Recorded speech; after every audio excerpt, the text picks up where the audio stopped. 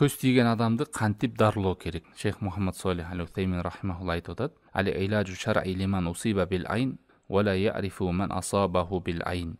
Фа илажуху би катратил Кур'анил Карим." Бирөөгө көз тийип кеткен болсо, бирок кимдин көзү тийгенин билбесе, анда көп Кур'ан окуш керек. Фатиха, Аятлы Курси, Ихлас, Фалак, Нас, ушундай нерселерди. Исра сүрөсүнүн 82-аятында Алла таала айтат: "Ва нуназзилу минал Кур'ани ма хува шифа ва рахматун лил муъминин."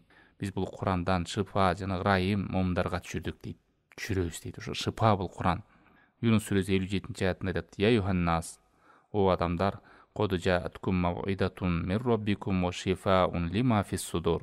О адамдар, силерге бул мауиза келди. Үгүт насаат алатылан эскертүү Роббиңерден жана шифа, көкүрөктөргө шифа, жүрөктөргө шифа деп Куранда айтып атат. Ушундай жогоруда айтылган дуаларды айтып, ал эми кимдин көзү тийгенин билип калган болсо, анда ал адам дарат алып, ошодон түшкөн сууга алып туруп, көз тийген адамды баштан ылдык жууп койсо, Аллахтын жардамы менен айыгат. Бул нерсе суннада келген жана тажрыйба болуп бүгүнкү күнү уланып келет. Алхамдулилля, Аллахтын жардамы менен көп адамдар айыгып келет. Албетте бул көз тийген адамды билген адамга. Ал эми билбеген болсо, анда жана жогорудагы нерселер айтылат.